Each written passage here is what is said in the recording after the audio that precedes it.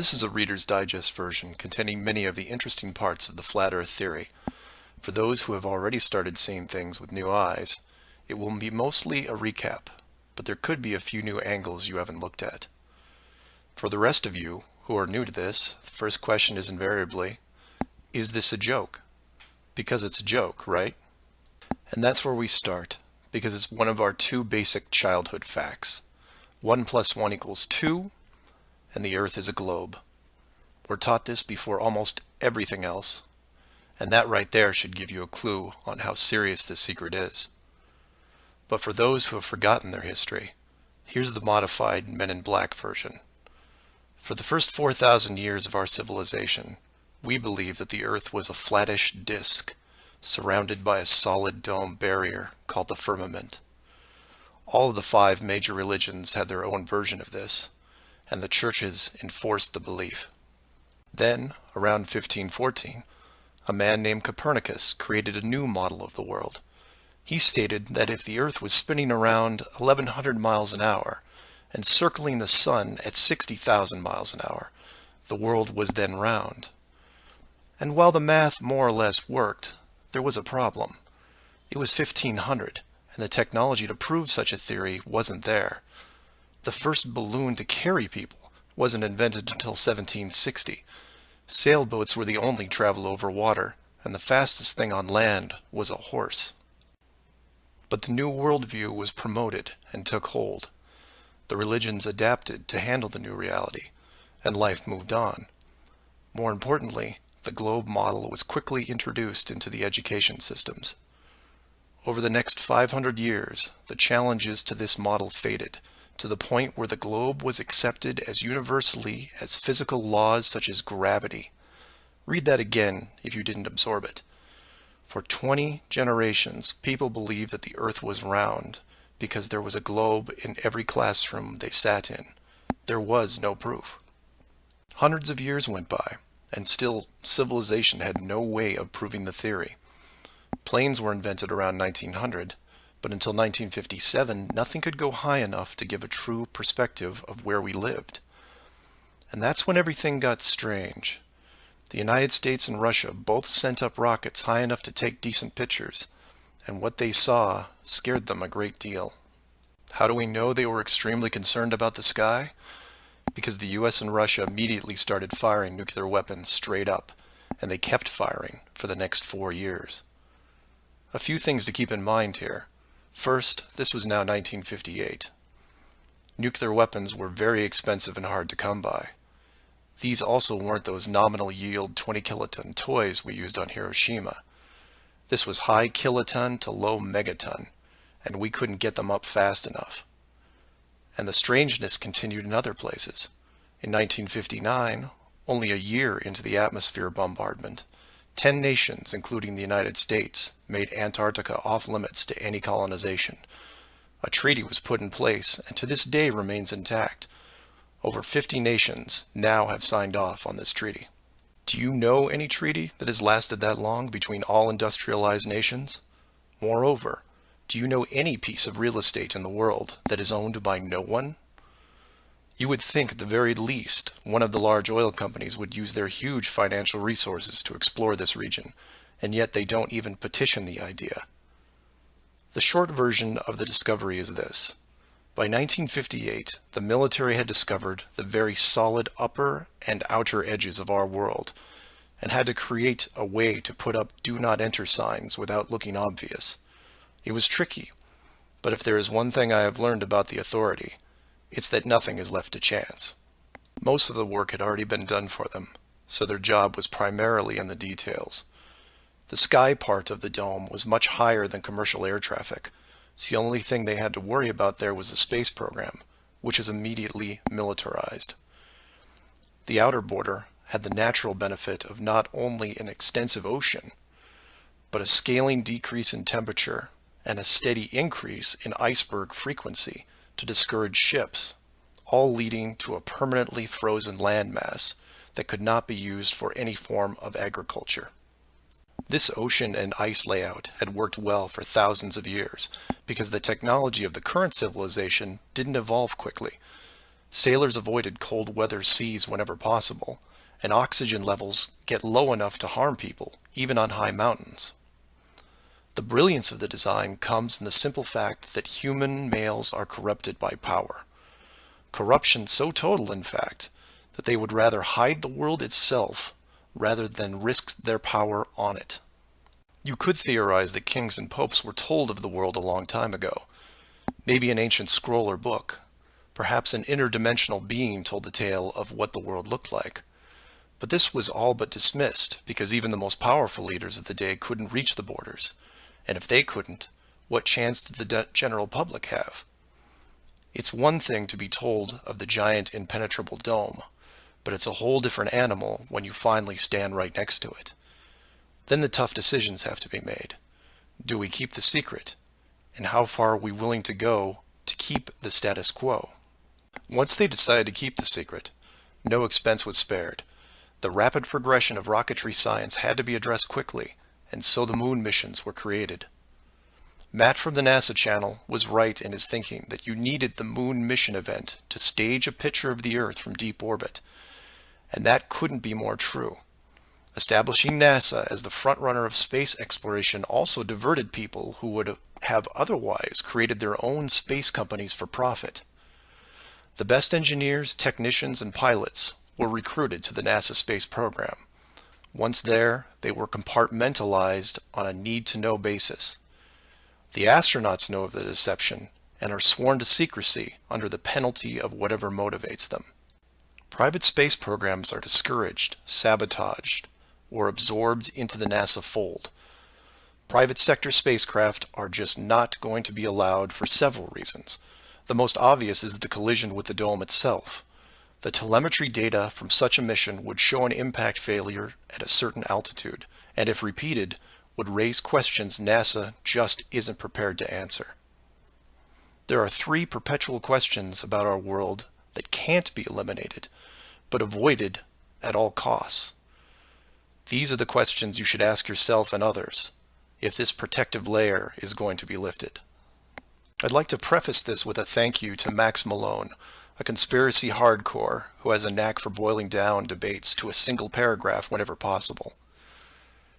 It was he who said, after over 50 years and thousands of hours of space travel footage, both by NASA and other countries, there is no exterior shot where the astronaut completes the simple act of panning the camera 180 degrees, let alone a full 360-degree sweep.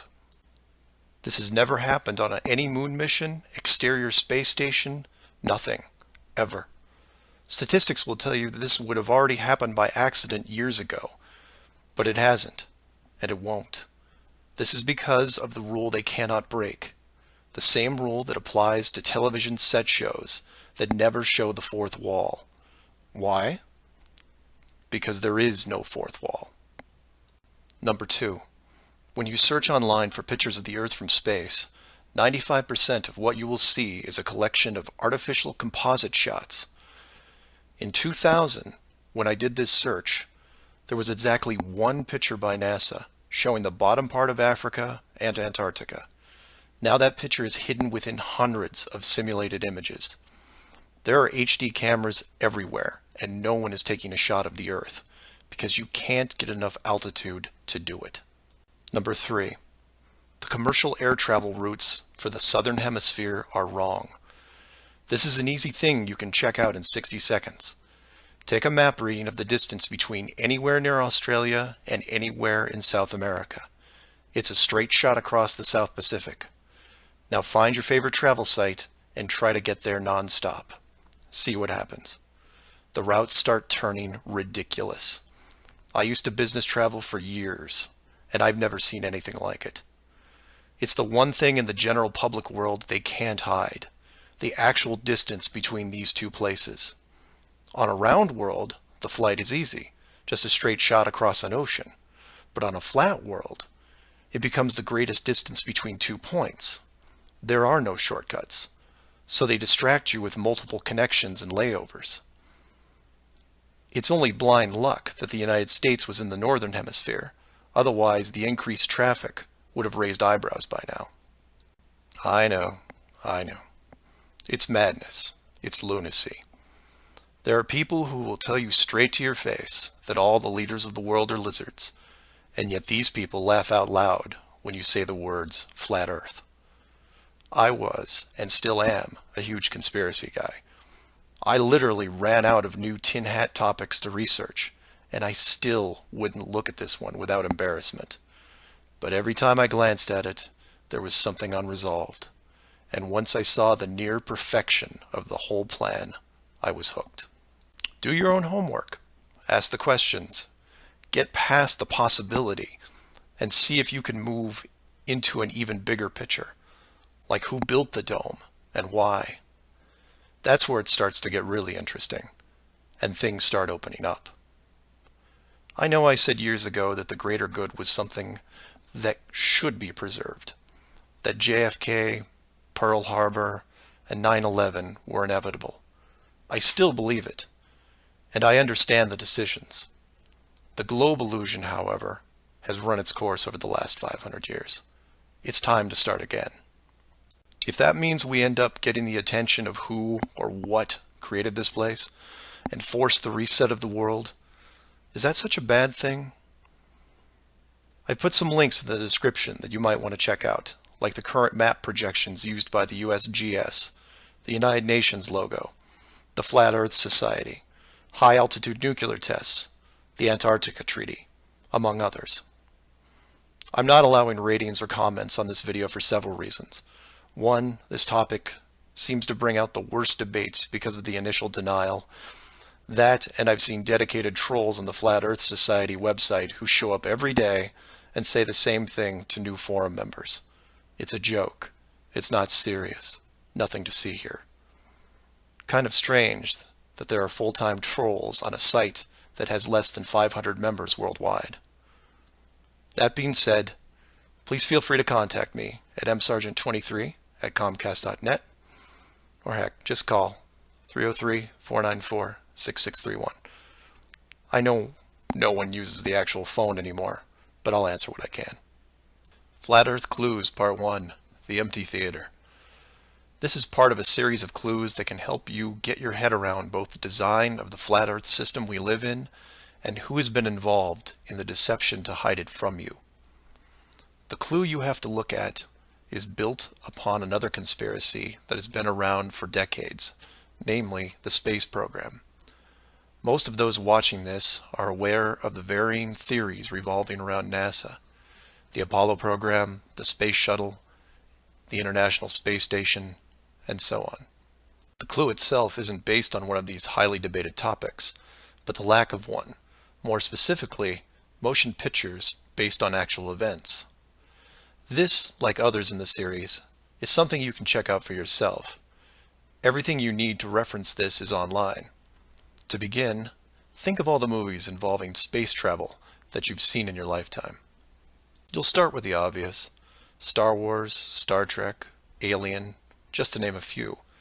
In fact, if you go through your own personal list, you could probably come up with over 100 different off-world movies without breaking much of a sweat. That part is easy. For the second group, try to come up with space movies that aren't fantasy-based. You'll get a list that has Red Planet, Gravity, Mission to Mars, 2001, things like that. These films will usually take on a not-so-distant future theme, and where we could be down the road. And it's still a pretty good-sized list. These first two groups of films are encouraged by the authority, because they reinforce the globe model through assumption. The entertainment system demands that the globe view and solar system concept is a given. Therefore, the actual worldview must also be true. Or to put it another way, if you're using your suspension of disbelief as you watch a movie like, say, Gravity, then subconsciously you're reinforcing the movie right on top of the real world. The more of these movies you watch and enjoy, the more the lines blur between what you want to believe and what you actually know. Watch enough movies about Mars, and you will be less astonished when NASA announces an actual mission to Mars. Same with the Moon, other solar systems, and so on. Releasing the movie 2001: A Space Odyssey in 1968, right before the actual moon missions, was no accident. It took the greatest director of all time 5 years to make, and several people who saw the theater screenings claimed that many military groups were listed in the credits, only to be removed years later. But 2001 is just a side note of this clue. For those who really want to dig into Stanley Kubrick's hidden vision, I highly recommend the documentary Room 237. A link to it is below as well. Now you are aware of the first two groups of space films. There are those that contain generous amounts of fantasy, and those who try to paint our near future. These two groups are easy to find. The third group is a challenge, and again, that's where things get interesting. The moon missions concluded in 1972, and even though it's still considered the greatest achievement by mankind, no fact-based movies were made regarding it until The Right Stuff was released in 1983. Now you might say that it had only been 11 years, and maybe it was tough to get the rights, and so on. But that's not what made the film interesting. The movie ran extremely long for 1983, coming in at 3 hours and 12 minutes. It was an exhaustive look at the astronaut selection process, the competition, and the training facility itself. But when the credits rolled 3 hours later, chronologically, they had only gotten to the low Earth orbit missions. Just for fun, Google The Right Stuff movie and see how many spacecraft you can find.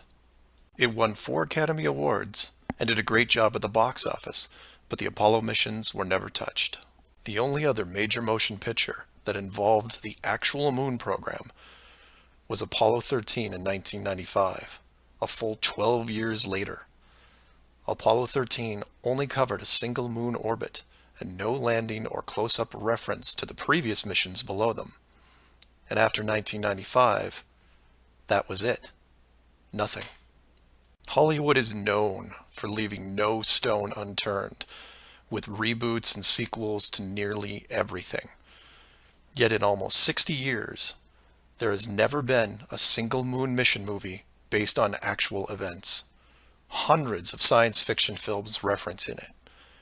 Everything from Superman to the Transformers, but literally nothing that covers the moon's surface. 6 complete moon missions involving multiple vehicles, moon buggies, playing golf, and no one wants to touch it. Now, to be fair, there was a TV miniseries in 1998 covering the subject. It was produced by Tom Hanks, who got involved after starring in Apollo 13. There has been no professional production of any kind since then. Again, just for fun, Google From Earth to the Moon TV series and see what you find. The why is easy, and the clue revealed. If Hollywood makes a movie about the moon landings, and it's indistinguishable from the real thing, then how do you know which is real? It raises some subtle questions involving stage technique and how long they've been in place. If Hollywood could fake it now, then when did they first have the ability? There is one other movie which stands out, and I mention it because I can't believe it ever got made, is Capricorn 1. The film's plot involved the faking of a Mars mission and how it could be accomplished. In short, it's part of the Conspiracy World Bible. I highly recommend it, and the link is below. To summarize, all space movies are encouraged by the authority, except for the ones that are based on actual accounts. Those are not allowed. The moon program has been buried in entertainment because the moon cannot be reached. It's either outside the barrier or just a highly rendered image, like any planet you see when entering a video game. The world is flat, and this is just one clue. So do some of your own research and ask questions. Please feel free to email me at msargent23@comcast.net or 303-494-6631.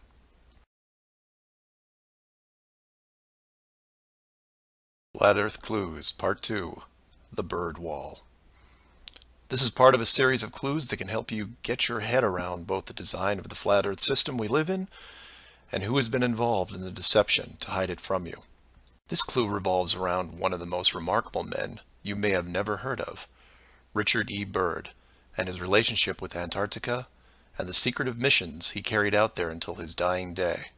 Some of you have followed the legend of Richard Byrd through the hollow earth theory. We aren't going to be covering any hollow earth in this video, but instead focus on the man and his involvement with the South Pole. The Reader's Digest version of Richard Byrd is as follows. Born in 1888, he became an American naval officer who specialized in feats of exploration. He was a pioneering American aviator, Medal of Honor winner, polar explorer, aircraft navigator, expedition leader in the worst environments in the world, and the youngest admiral in the history of the Navy. In addition, his list of awards takes up several pages in Wikipedia, including 3 ticker tape parades in his honor. In short, he was Indiana Jones on steroids. Some people will say that Roy Chapman Andrews was the real Indiana Jones. And you might be right. But Richard Byrd beat Indy 6 days a week and twice on Sunday. I mention all his accolades to paint a picture of credibility and trust. The governments of the United States and the world trusted his judgment and leadership, and took advantage of every chance they had to put him in charge of special missions. The first large-scale mission was an expedition to Antarctica in 1928.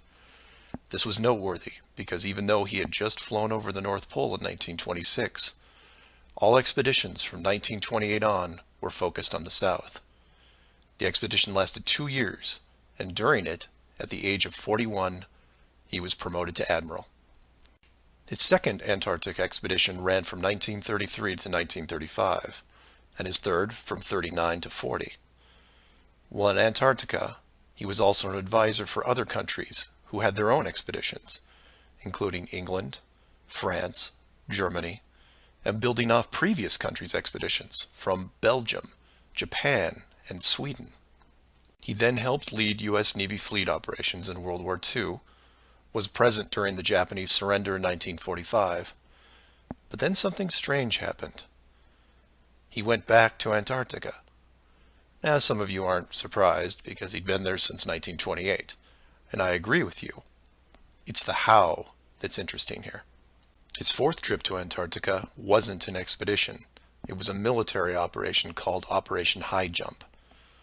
Commanding an entire aircraft carrier group that included 13 support ships, Admiral Byrd led 4,700 men to the South Pole, for reasons that are still shrouded to this day.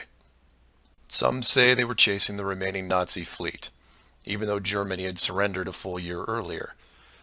Others say there was a Nazi base established in Antarctica during the war, when Admiral Byrd was absent. None of these theories are important for this video. What we do know is that the U.S. had sent an excessively large military force to the ice, all under the guise of peaceful intentions. During this operation, Admiral Byrd told a Chile newspaper this: "The most important result of his observations and discoveries is the potential effect that they have in relation to the security of the United States. The fantastic speed in which the world is shrinking," recalled the Admiral, "is one of the most important lessons learned during his recent Antarctic exploration. I have to warn my compatriots that the time has ended when we were able to take refuge in our own isolation and rely on the certainty that the distances, the oceans, and the poles were a guarantee of safety." After the operation, Admiral Byrd toured the States and gave interviews, the most interesting of which is a national television show in 1954 called The Long Island's Chronoscope. A horrible name, but a decent show. I've added a segment of it at the end of this video and linked it in the description. During this television interview, he first spoke of an area beyond the South Pole as large as the United States, which no one had set foot on yet. He then went on to say that there would probably be expeditions year after year because the U.S. government had really become interested. The interviewers then probed as to why the interest in the South, when any perceived military threat from Russia, keep in mind this was 1954, would be from the North. He went on to say that it was the most valuable and important place in the world for science. It involved the future of the nation, an untouched reservoir of untapped resources, including coal, oil, minerals, and uranium. He added that at the time of the interview, there were 7 nations currently engaged in Antarctica, including Russia, Australia, Argentina, Chile, and New Zealand. During the interview, the Admiral talked about planning the next military mission to Antarctica. It was called Operation Deep Freeze and ran from 1955 to 1956. The mission was completed, and he supposedly returned home. Now this is where you come in and say, so what? And normally I'd agree with you, except for what happened next. Nothing happened next. The missions just suddenly stopped, and that was it. No other expeditions, military or otherwise, were conducted on the continent, ever. Then a treaty was put in place banning any country from doing basically anything. The end. And if you're wondering what you're missing, it's this. Admiral Byrd goes on television, says that this massive body of land, most of which sits on a plateau 2 miles high, is rich with every resource you could ever want, energy rich, pristine, with no indigenous population or plant life, and every country that has sent teams is ready to carve it up like a big turkey.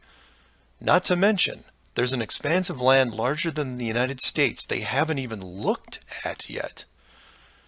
And out of the blue, everyone just calls the whole thing off? There are no environmentalists in 1959.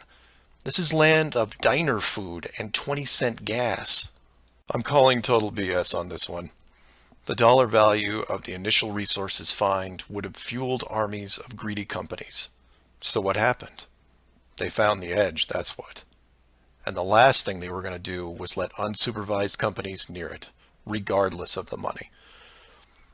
Even if it was hundreds of miles away, you couldn't allow resource corporations even into a safe area, and then years down the road as they expanded, tell them, oh, sorry, you can't go beyond this point.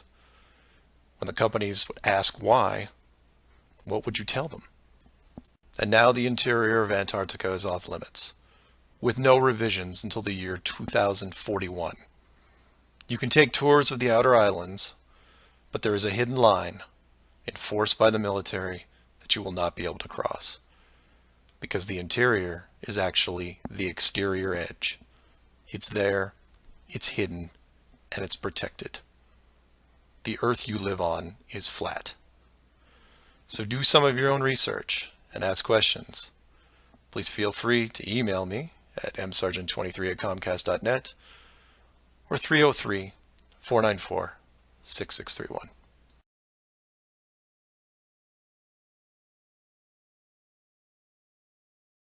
Our very distinguished guest for this evening is Admiral Richard E. Byrd. The North Pole used to be a no man's land, but these are the days when, by buying a ticket on a commercial airliner, you can fly across the North Pole and drink a cocktail at the same time. Yet only 60 or more years ago, about 35 years ago, our guest tonight found out whether there was any land north of the North American continent. He made that first discovery flight, and I must say that Admiral Byrd, our guest tonight, is not only our greatest living explorer, but he's been an inspiration to countless Americans. Admiral Byrd, you've been to both the North Pole and the South Pole. Is there any unexplored land left on this Earth that might appeal to adventurous young Americans? Yes, there is. And not up around the North Pole, because it's getting crowded up there now, because they find out it's really usable, not only to live in, but militarily. But strangely enough, there's left in the world today an area as big as the United States that's never been seen by a human being. And that's beyond the pole on the other side of the South Pole from Middle America. And I think it's quite astonishing that there should be an area as big as that unexplored.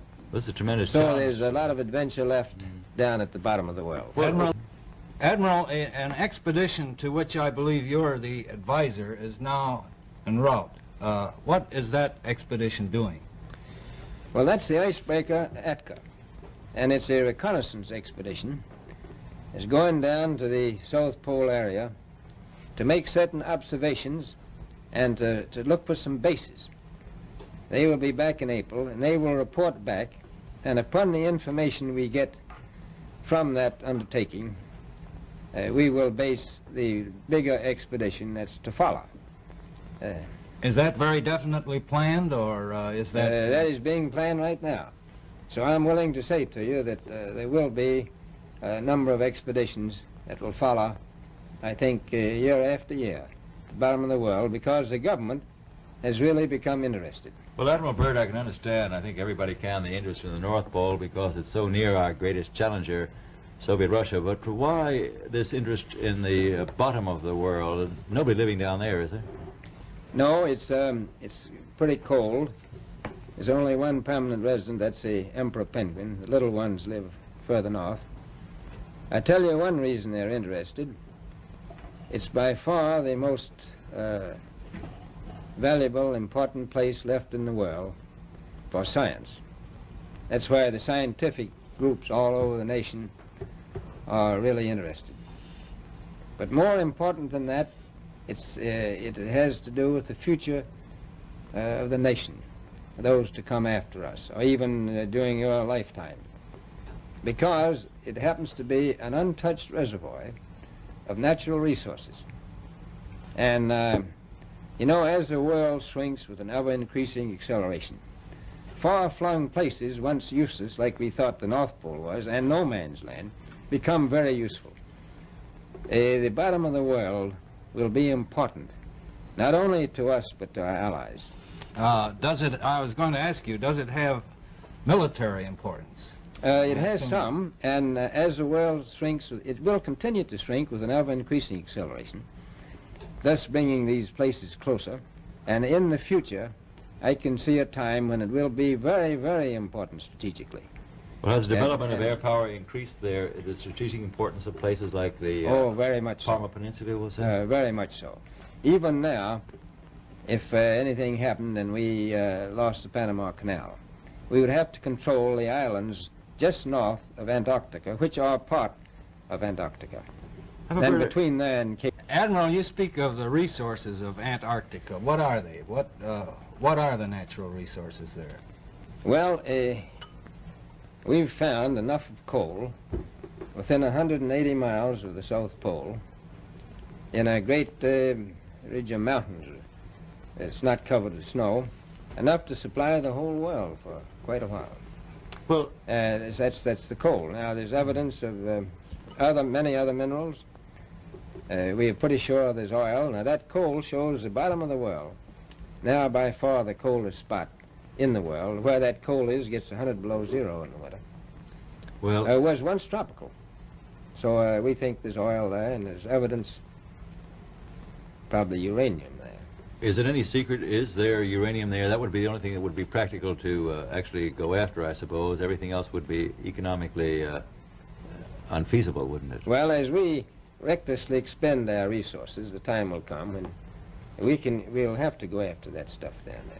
Well, you know, I avoided what you said about uranium. I'm not sure about that. I don't want to have the world fight over the Antarctica. And Robert, is there a competition among other nations to try to get information about Antarctica and possibly to secure some of these resources? Well, yes. There are now 7 nations very much interested.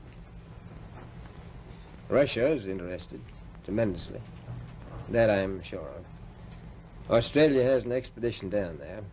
The Argentine, the Chile, New Zealand, Britain, and so on. Now, you can understand those people down there being interested because they live down there, the New Zealanders, the Argentinians, the Chileans, and Australians. And so we don't do much about claiming anything. Admiral, you make this sound a little crowded. Are there that many expeditions now there or en route there?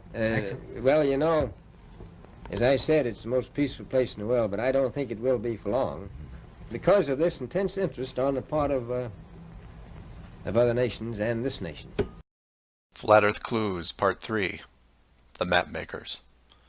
This is part of a series of clues that can help you get your head around both the design of the flat Earth system we live in and who has been involved in the deception to hide it from you. This clue looks into the USGS, otherwise known as the Map Makers of the World, and a few surprising things that they and others have in common with the flat Earth idea. All the reference links are provided in the description below, and I encourage you to check them out. For those of you outside the United States, USGS stands for United States Geological Survey, a scientific branch of the U.S. government. Formed in 1879, and with the help of the ever-expanding American Empire, they quickly became the premier map makers of the known world. Currently, they have around 9,000 employees and an annual budget of over $1 billion a year. They also have extensive science departments covering biology, geography, geology, hydrology, and many programs tied to them. Their motto since the 1990s has been "Science for a Changing World," and I'm going to show you how true that really is. What does this large, really boring government group have to do with the flat Earth? To understand that, you have to look into their origins, which is in geography. To do this, you'll need to open another page that specializes in maps. The maps you see in this video are from Wikipedia, but there are others you can reference as well. The wiki list of map projections isn't much to look at as a whole, although there are a number of interesting takes on the world view.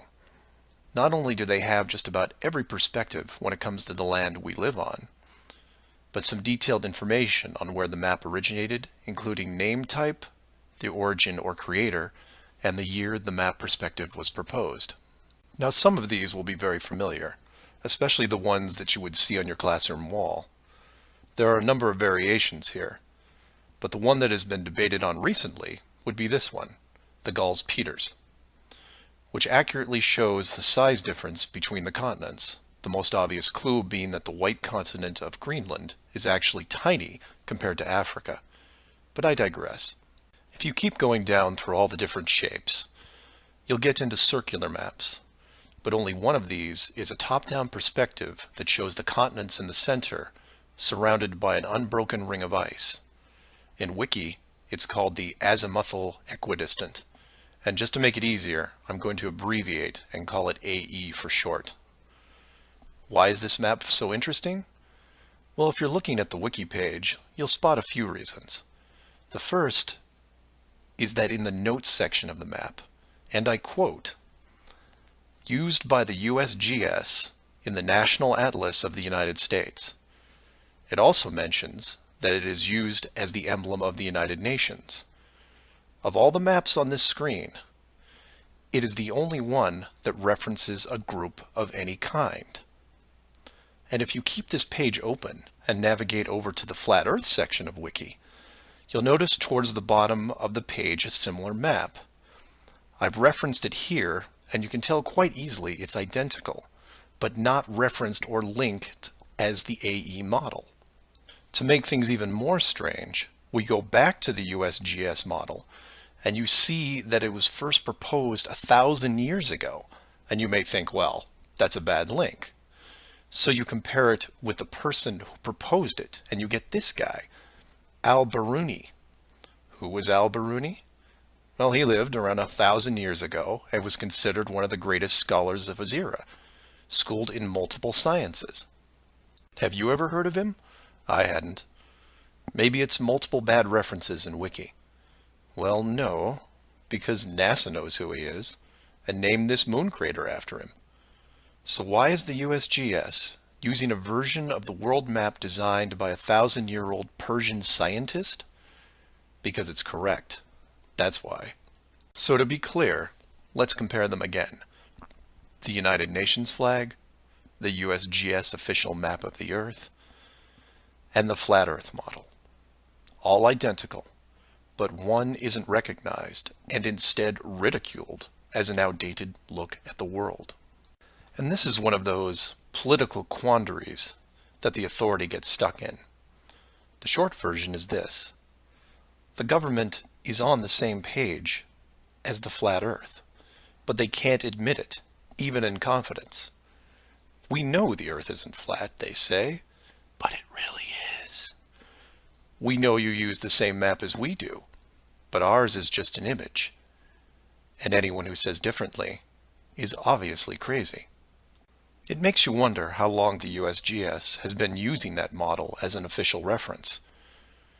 The United Nations started using it for their logos in 1945, and then made some final adjustments in 1947. And the UN flag also raises a few questions, like, why isn't Antarctica represented on the map? Is it supposed to be assumed in the outer circle, or perhaps the spiky olive branches on the outside? They don't mention it anywhere online. And this is what I like to focus on: the gaps, the holes in the plot, the unanswered questions.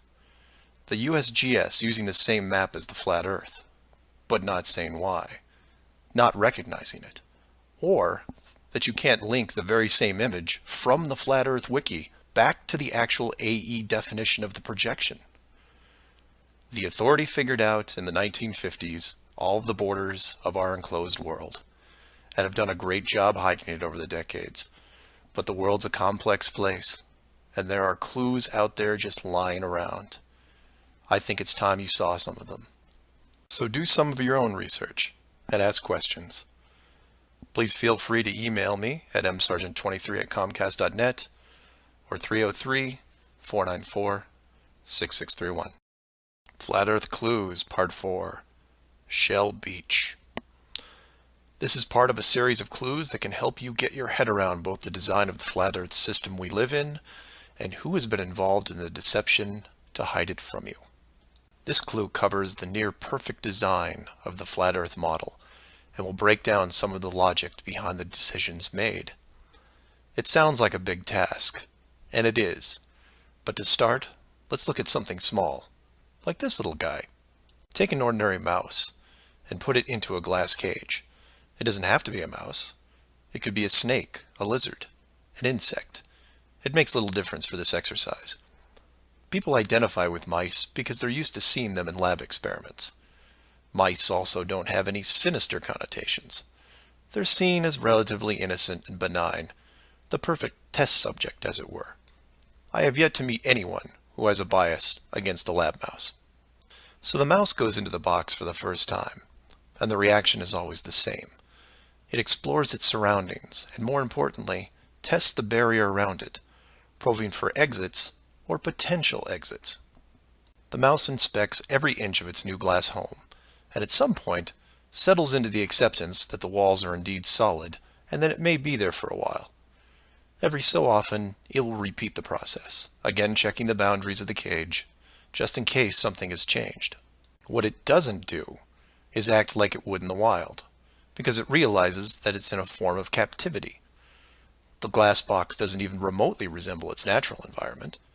You could put this box in the middle of a forest and the mouse may feel slightly better about its situation, but it still knows that it's been trapped against its will, and will settle into a non-native lifestyle. You could take all the other small animals that could be substituted for a mouse, the snake, the lizard, the insect. It makes no difference. The result will invariably be the same. Repeated probing for escape routes, then acceptance.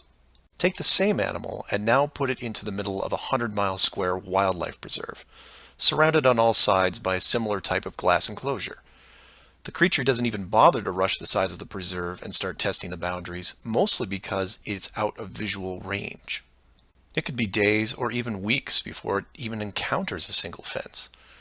The animal's routine is spent doing what it normally would do.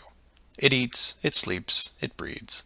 It does everything that it would naturally do in the wild. If one day the animal approaches the fence, there might be some curiosity, but any anxiety is quickly resolved by just turning around and heading back into the vast expanse from which it came. The fence does not pose a potential problem for the animals in the preserve because it is so small compared to the expanse they live in, and dwelling on it doesn't hold any interest. We're assuming here that the fence is high enough to discourage flying creatures as well, deep enough to stop burrowing classes, and if you want, reaches the floor of any nearby bodies of water, stopping any clever aquatic types. The point here is that all creatures great and small inside a giant wildlife preserve, when encountering the fence, wouldn't care. They would all, in their own way, just shrug and move on with their lives.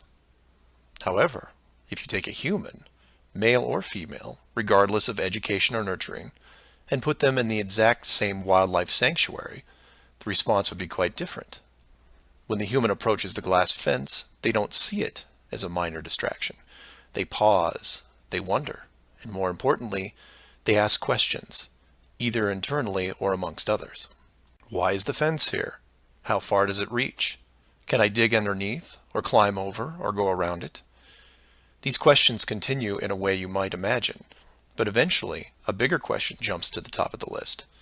Who built the fence? It is that which changes not only the type of questions being asked, but how the human being, or beings, look at their world. The giant wildlife preserve suddenly gets smaller. Each new fence border discovered starts to artificially constrict their expanse, even though the dimensions haven't changed. Before long, the preserve, their home, loses some of its relevance. The fence is a reminder of the unknown. It provokes fear and endless speculation within the human. Given enough time, the importance of the preserve continues to be reduced, especially in relation to the fence. And the reason why it's so engrossing for the human is simple. It's there. It's real. They can see it, and maybe even touch it. Adding more humans to the equation increases the disparity of the situation by orders of magnitude. Have you seen the fence? Do you know how long it's been here? Have you ever known anyone that's been outside it? It's older than us. Who is responsible for the fence? What can we do to appease the group that created it? You can see what this might lead to. A long-lasting group hysteria would entrench itself within the population, grab hold and never let go. The fence is bigger, older, and wiser than they are. It humbles them, it angers them, and it is forever. It is their proof of a higher power. Maybe not God, but certainly God-like. No civilization, regardless of technology, discipline, or age, would be able to cope with the existence of it. For the human psyche, there are just too many questions that go unanswered. Life would never be able to progress normally. To summarize, a garden variety wildlife preserve would work for 99.99% of all the world's life forms. For human beings, however, you would need to make some modifications, or really just one big one. So let's take a look at a few examples of how this could be accomplished, and from there expand it. The first failed example can be seen in the 1998 movie Dark City. This is a good starting point to get you in the right mindset. The premise here is that an advanced race creates a small flat Earth area, complete with a traditional dome. The design, however, is initially flawed in that they built the city all the way to the outer edge, leaving no room for error. To compensate for this, they altered the memories of the human population on a regular basis, therefore repressing any long-term investigations. However, in movies, there are always anomalies, like the police officer who realizes that even though he remembers visiting a place called Shell Beach, there is no way to reach it, because Shell Beach is outside of the flat world and never existed. He just keeps going around the circular city that has no exits. In the end, another man, the hero of the movie, makes it to the edge, steals the advanced race's power, and creates an ocean, which really should have been there in the first place. Move from there to a movie released only 4 months later called The Truman Show. Inevitably, all flat earthers have to take a hard look at this movie from a technical point of view. The movie follows the same lines as Dark City, but in a much more relatable premise, that of a giant television stage built so that the outside world can watch a person go through his life without any knowledge that he is living inside a flat world, surrounded by a physical dome. The movie is interesting on several levels, including construction. Using their existing model of a small town, bordered on one side by a large lagoon and wilderness, and the other a seemingly expansive ocean, while better than Dark City, still had its flaws. For one, it was less than 20 miles across, and even though Truman's desire to explore was repressed, there was still a chance that he would venture to the outer edge, which is where the movie ended. But for the most part, it worked. Truman believed the entire scenario because he was born into it, and then lived 30-plus years without any reason to doubt where he was, which could be said for any of us. If it wasn't for the, and we'll say movie mistakes, that the studio fell victim to, then the show would have never ended. And this then raises hypothetical scenarios like, how many kids like Truman could you have raised inside that dome? 10? 50? Now, logistically, you can see how it might be problematic in keeping tabs on that many kids, especially as they got older. But with enough sleight of hand, it could be possible. A fictional situation just like that was made into the 2004 movie, The Village. And even though it turned into one of those M. Night Shyamalan plot twist things, the premise was very feasible. A wealthy group of idealists buy a large parcel of land in an existing wildlife preserve, create a small town from the 1800s, and raise children there. They pay off government officials to keep planes far away and spread a myth that monsters live in the forest. As far as the kids are concerned, they actually are living in a small Pennsylvania town in the 1800s. And being born into it, why wouldn't they? If the story continued, eventually the elders that founded the town would all pass away, leaving the children to pass on the legacy, free from any burden of guilt that their world was not what it appeared to be. And keep in mind, this was done with very little land manipulation and no dome. This then circles back to how many actors the fictional Truman Show really needed to hire. Other than the leads who did product placement, the rest of the town could actually just live their lives like anyone else. Use phone lines to call outside, go to restaurants, watch television at home, and so on. But again, I digress. Assuming the technology was possible, how many people like Truman could you keep in a dome the size of, say, a state that was hundreds of miles across? Probably thousands. If you kept expanding the size of the dome to a few thousand miles, well, then you're talking millions. But when it gets that big, something interesting happens. You don't need the actors anymore. Start it up like The Village, and within just a few generations, everyone is oblivious. And you can leave them to their own devices. Starting to sound familiar? In fact, the larger you make the enclosed world, the less micromanaging needs to be done. It gets easier as it scales up. This brings us back to the missing modification you need for the human race. To keep the storylines consistent and remove all the hocus pocus of monsters in the woods or that you can't get to Shell Beach, you place in gradual negative reinforcement, one that creates an illusion of choice. Say, for example, that Truman went out in the sailboat the same as before, but this time the dome was twice the size and the simulated ocean far larger. How far would he travel before getting hungry, thirsty, or tired? The movie ending is then in doubt. And if you compare this scenario where you are now, then you start to see it. Look at the flat Earth map again. Continents grouped in the center, surrounded in all directions by hundreds of miles of salt water. Think about how much further ancient ships would have traveled if you could drink what you were sailing on. As you move closer to the edge, the temperature starts taking a nosedive. Then you start seeing icebergs. If that doesn't stop you, then you run into what we call Antarctica, which is a steep climb 2 miles up with no plant life or indigenous livestock animals. And if you had the wherewithal to make it that far, you would still have hundreds of miles of endless ice and snow. It's easy to see why so few people have gone the distance. Compare this to the upper ceiling, which is much easier to maintain. You simply decrease the oxygen rates so that every 1,000 feet up, it gets more difficult to breathe.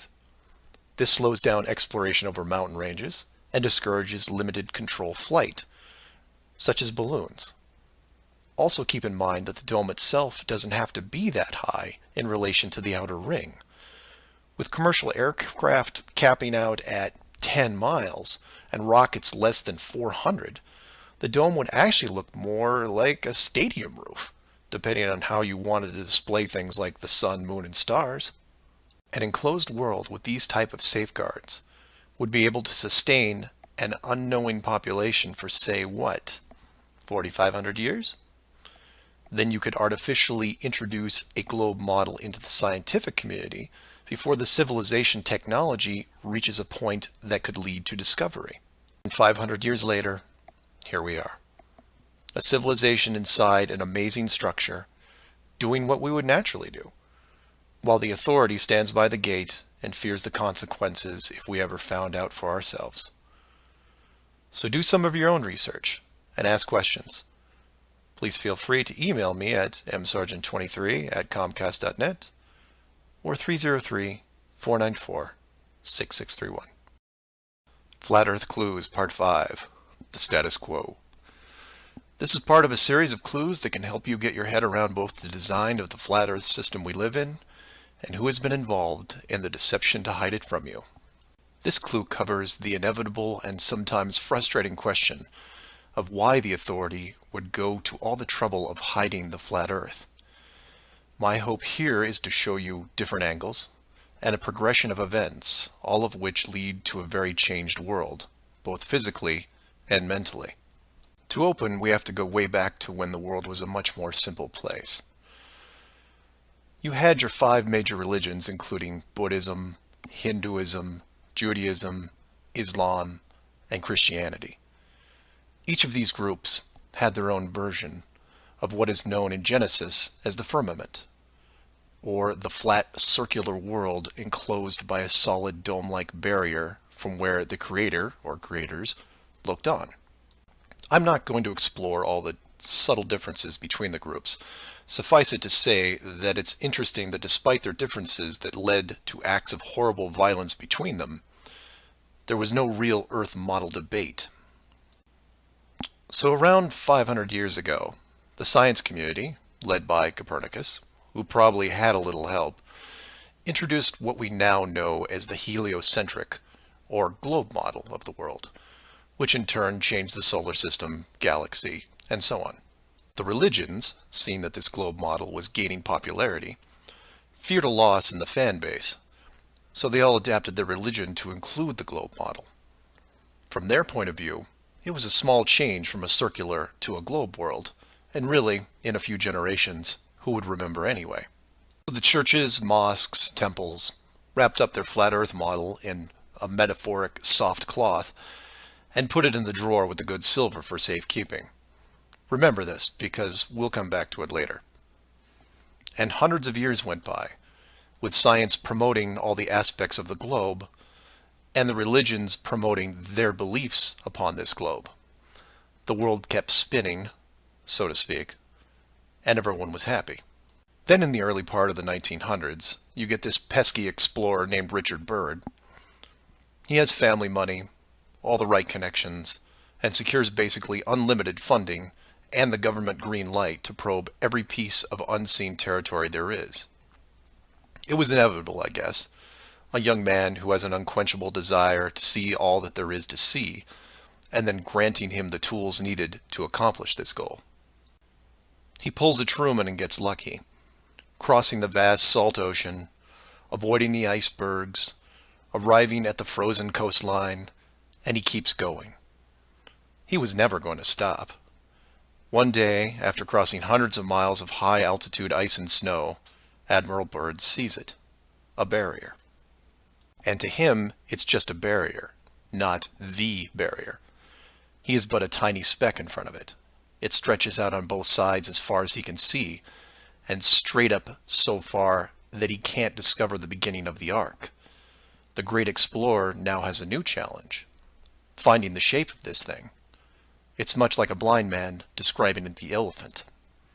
Until you feel out the whole thing, what do you really know? If you look at the AE, or Flat Earth Overhead Map, you see the problem. To even determine the scope of the outer wall, you have to circle it. It would have taken months, if not years. You could use a series of ships going in opposite directions, or planes, but there are refueling stations that need to be built, and so on. His task was challenging to say the least. Admiral Byrd kept laying the groundwork of the great discovery until his eventual death in 1957. A year later, the United States and Russia found the upper edge. From there, the math was easy. And moreover, you could actually see the real world. Then, of course, there is the decision, or deception, depending on how you looked at it. The authority made the call to hide the actual shape of where we live, then sealed off the outer edge from prying eyes, and created the space program not only to reinforce the globe model, but to control it. There was really only one reason they cared about this, and it takes a while to process. So let's look at the immediate effects of actual disclosure and work our way up to the authorities' biggest fear. For this exercise, we'll look at releasing the news today instead of, say, 1958. While 1958 would have been easier, it's much more relevant and entertaining to explain it in modern terms. We start with a press conference by, let's say, the United Nations, who have discovered that the world is indeed enclosed in a giant high-tech dome of unknown origin and age. The public reacts with wonder and awe, trying to take in the sheer scope of this announcement. Facebook crashes, Twitter crashes, entire mobile networks crash. It's like hitting a beehive with a sledgehammer. News organizations around the world send teams to the outer edge to confirm the finding, and the general public is glued to their media devices. That's the good news, the excitement, the revelation, the positive shock. Then the bad news starts coming in waves, some of which you might not expect. The first is the immediate disbanding of NASA and all other world space programs, for obvious reasons. Most governments will secretly pardon these groups and keep them immune from class action lawsuits, the lawsuits themselves coming from NASA investment groups, claiming fraud. Regardless, everyone at NASA, despite their good intentions, is out of a job overnight. And this is where you would say, good, they deserve it. About time they stopped lying to everyone. Oh, but it doesn't stop there, because every contractor and subcontractor that are exclusively tied to NASA, they have to shut down as well. Fine, a few thousand jobs lost, no big deal. And the ripples continue to spread, some bigger than others. Observatories all over the world closed their doors, and the reasoning is this. If you've been looking at the ceiling for decades and couldn't tell it was a ceiling, then what good are you? Every university in the world that has an astronomy or astrophysics program, well, they don't anymore. Stephen Hawking, his book writing days are over. Carl Sagan, no more nova in syndication, I guarantee it. Those professors are going to have to retool their skills and be prepared to answer one giant question. How did you not see it? Weren't there clues? People start finger pointing, and it will continue for years. And still my fellow flat earthers will say, well, hell, that doesn't sound too bad. So some nerds around the world lose their jobs. So what? You don't get off that easy, is what? Finger pointing at the now defunct NASA will then turn to finger pointing at the government, who directed the whole thing. This is where we run into some dangerous ground, involving things like the Ark of the Covenant, the Holy Grail, and the Ring of Power. And you say, you lost me. I was with you until you started bringing up religious artifacts from movies. And you're supposed to be lost. Of the 5 major religions we mentioned earlier, those being Buddhism, Hinduism, Judaism, Islam, and Christianity, none have been able to produce a supernatural object over the last 5,000 years. And trust me, it would be beneficial to do so. The Ark of the Covenant would benefit Judaism, the Holy Grail Christianity, and the Ring of Power, well, that benefits someone else. Maybe I'll leave alone for now. The point is that all religions are actively seeking their leverage against science. You've heard of the division between church and state. Well, here it is. Advantage church. The barrier becomes a giant religious symbol, and since it is backed by the Big Five, it also becomes universal. The Big Five then go into their drawer with the good silver and pull out this belief that was forgotten but not lost, and say, we knew it all along, and science lied to us. Temporarily, all religions unite against science, who has been only moderately weakened by the removal of their astronomy and astrophysics divisions. But the public won't care, because they will listen to the group shouting the loudest, and no one yells louder than the church. They will scream with righteous fury that the dome was built by our God, your God. And the people will turn to science and hear nothing but crickets. And that's where the world changes, because in times of great stress, the public will want words. And while religion has no shortage of them, science simply is incapable of taking leaps of faith. I'll take a glass half full approach and say that anyone listening to this is probably an intelligent, rational person, one who can make informed decisions outside of the conventional doctrine. But for every one of you, there are hundreds, if not thousands, of mouth-breathing troglodytes who will not walk but run to the respective house of religion and say, "You were right about this. What else can you teach me?" This is what fills the current authority with pause. The unknown response to that question. Will religion take the high road and work with what remains of science to discover the truth? It's possible, I suppose. It's also possible that religion will combine this technologically advanced society with a revitalized and aggressive doctrine that then transforms daily life into something that makes the book 1984 seem like a Saturday morning cartoon show. I'm hoping that mankind will prove me wrong, but so far, that isn't the case. So do some of your own research and ask questions. Please feel free to email me at msargent23@comcast.net or 303-494-6631. Flat Earth Clues Part 6, Depth Perception. This is part of a series of clues that can help you get your head around both the design of the flat Earth system we live in and who has been involved in the deception to hide it from you. This clue looks into the inevitable design question below the surface, or more specifically, how thick the flat Earth design would need to be. To start, let's quickly recap the design features so far. A basic dome structure made up of advanced high-density material, thousands of miles wide, and at least 100 miles in height. The ceiling of said structure being projected upon by an ultra-high-definition system using super LED technology and a combination of 2D and 3D imaging to simulate all celestial bodies, including sun, moon, stars, and so on. This ceiling is then protected by a scaling decrease in temperature and oxygen levels to the point where human life isn't naturally sustainable above 4 miles. The lower surface of the dome structure consists of an organic layout of continents, grouped at the center, ensuring that no land bridge exists to the outer ring. This is then surrounded by hundreds of miles of salt water in order to limit sea travel. The salt oceans are then adjusted with a scaling decrease in temperature as the outer area is approached, to the point where salt water freezes, forming icebergs, further reducing sea travel.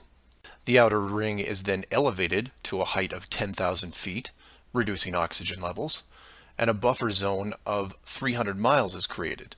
This zone is devoid of all life forms that could be used as food, further discouraging land travel. That all sounds pretty good, but we left out one thing: depth.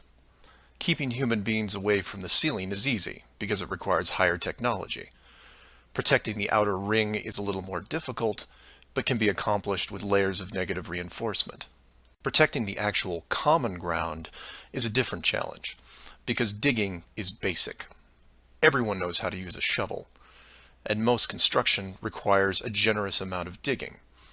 In addition, natural resources such as coal, oil, minerals are harvested through large-scale digging operations. So it's safe to say that any human population is going to be digging a lot of holes, because it's easy and it's necessary to continue their way of life. That being said, how thick would you need to make the flat Earth model so that people didn't accidentally dig their way through? You could use the same method as the outside barrier and create a series of undesirable layers, ending in a solid barrier. But the ever-expanding increases in general population would create an unnecessary risk. If the bottom of the flat Earth was composed of, say, an unbreakable material, this would pique the digger's curiosity, and if repeated all over the world, would raise suspicions of design. while a solid barrier works at the end of a frozen wasteland where no one is venturing or allowed, it doesn't do much if it's found in a mining quarry or someone's backyard. For that, you need something that hasn't been used up to this point. A scaling increase in temperature, all the way to an ignition flashpoint and then beyond. Now you will jump in and say, well, of course, we all know that there is molten rock below the surface. We see it in volcanoes and, well, volcanoes. Yes, you do. And we've all seen the cross-section diagram of the globe Earth, which shows ever brighter bands of molten structure and so on, which is why I included the wiki link in the description that covers the official view of the Earth structure. And I quote, "Scientific understanding of the internal structure of the Earth is based on observations of rock in outcrop, samples brought to the surface from greater depths by volcanoes, analysis of seismic waves, measurements of gravitational and magnetic fields, and experiments with crystals at pressure and temperatures characteristic of the Earth's deep interior." In short, they have no clue on what's below them. None. In fact, the deepest holes ever drilled, which I've also linked in the description, only go down 8 miles. To repeat, no one has gone below 8 miles anywhere. And every drilling survey is the same, a scaling increase in temperature to the point where drill bits stop working. And you come back and say, but volcanoes. Yes, there are volcanoes, holes in the earth where molten rock is produced, under pressure, I might add. Certainly that can't be artificially created. No? We can melt rock right now. It's called a smelting plant. What do you think your car is made out of? Melted, reformed, and polished rock. We have the technology to do this. It all comes down to scale. Create a large set of furnaces at, say, 50 miles below the surface that can melt and pump molten rock. And you say, what would the furnaces be made out of? Oh, I don't know. How about the same dome material that can withstand nuclear weapons? So you take the molten rock, locate a few random access points on the surface, and the rest comes naturally. Volcanoes also reinforce the Earth structure model that the molten rock goes all the way to the core, which then in turn reinforces the globe model, and then we're back to where we are now. A smoldering globe flying through space at high speeds that from a design standpoint makes no sense. So how thick would the flat Earth model floor need to be? Oh, for common use, say less than 100 miles, similar to the ceiling in scale.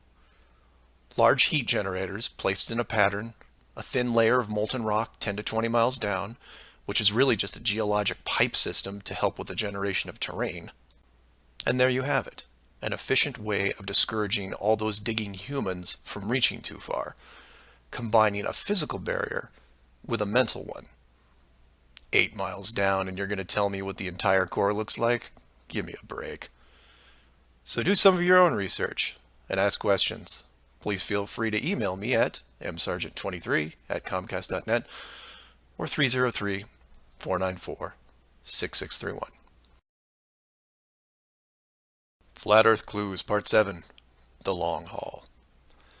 This is part of a series of clues that can help you get your head around both the design of the flat Earth system we live in and who has been involved in the deception to hide it from you.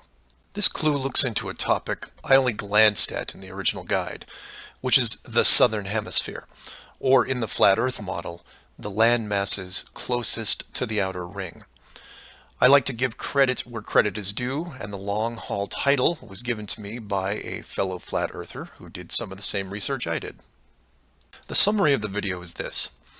If you are looking to show someone how to view the flat Earth from a practical point of view, this is the example I would use.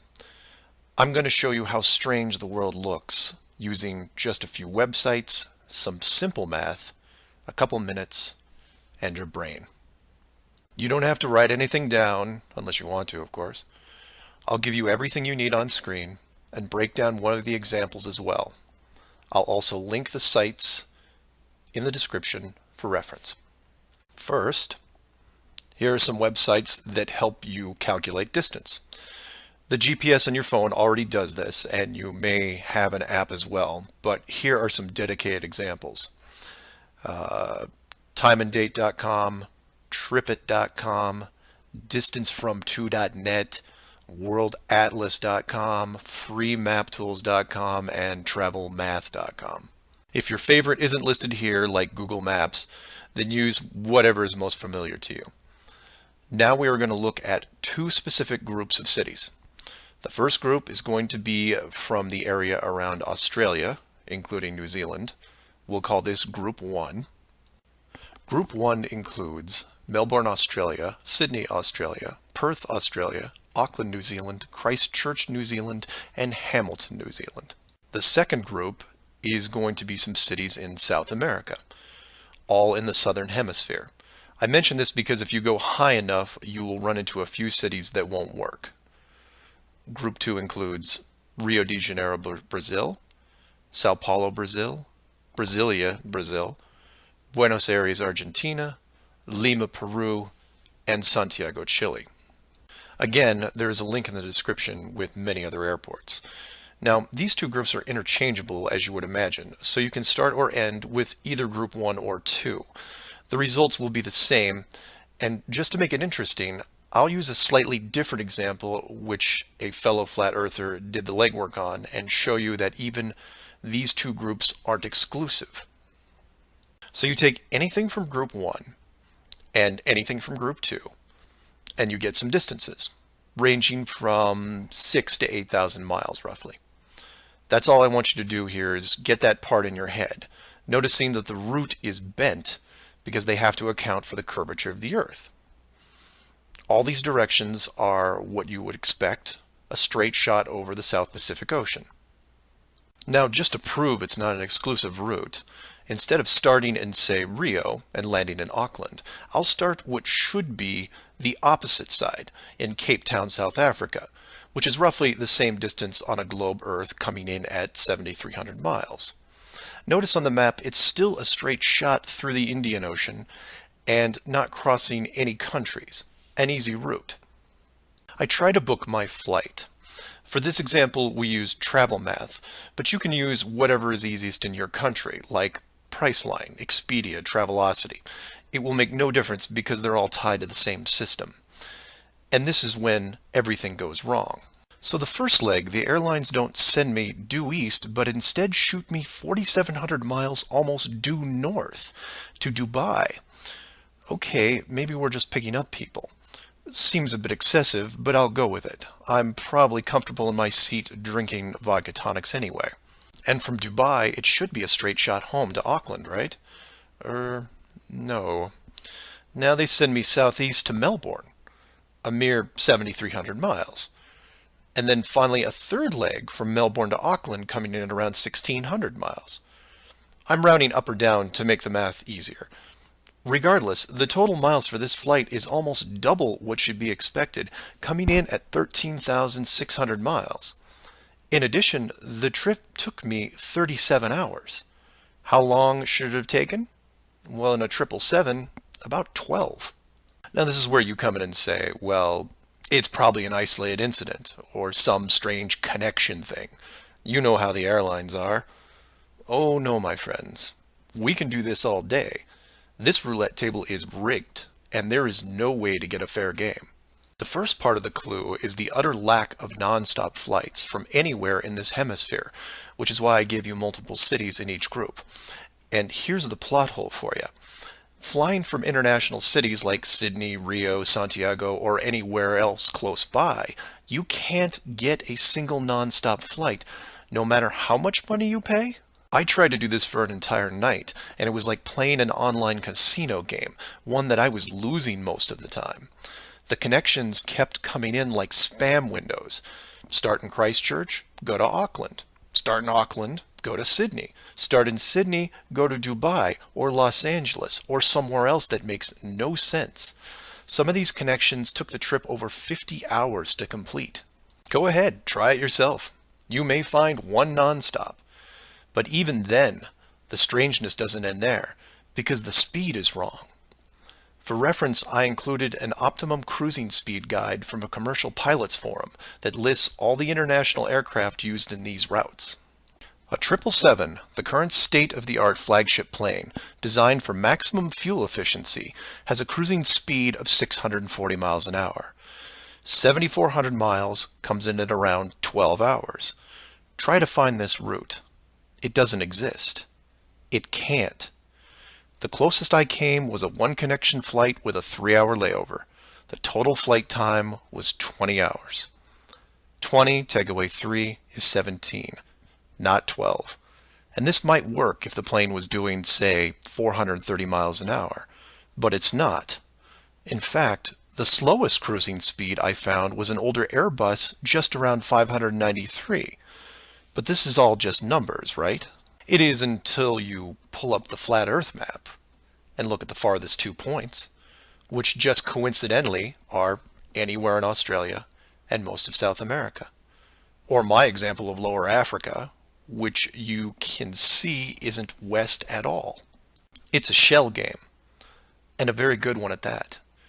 Keep people guessing with multiple connections and layovers, jumping from city to city. People just sit in their seats, trying to sleep through it. And then it hits you. Well, the pilots would know, right? They fly all day, every day. Certainly, they would have figured it out by now. Some of them would get suspicious, sure. Any decent navigator will be able to work out the speed, fuel consumption, and odd connections. But imagine what they would have to get their head around. First, they would have to ignore the world GPS system that has been leading them to their destinations without error. If you want some interesting side reading, check out the link on the history of the GPS. And I quote, "Developed in 1973 to overcome the limitations of previous navigation systems, integrating ideas from several predecessors, including a number of classified engineering design studies from the 1960s. Oh, and by the way, was created by the Department of Defense, the same people that closed off Antarctica. GPS went fully live in 1995.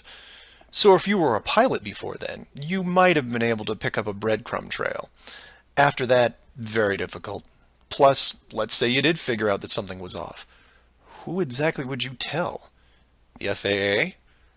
You would be looking around and wondering why you were the only one to see it. And then what? You make the leap of faith and see that the entire map system is wrong? Never gonna happen. You might as well just tell them that an alien spacecraft followed your plane around for 2 hours. We know what happens then. Start playing Flight Time Casino for yourself. See what interesting things you can discover. And while you're at it, show it to any pilots that you know. But don't forget to leave the words flat Earth out, because that's crazy, right? So do some of your own research and ask questions. Please feel free to email me at msargent23@comcast.net or 303-494-6631. Flat Earth Clues, Part 8, The Creative Force.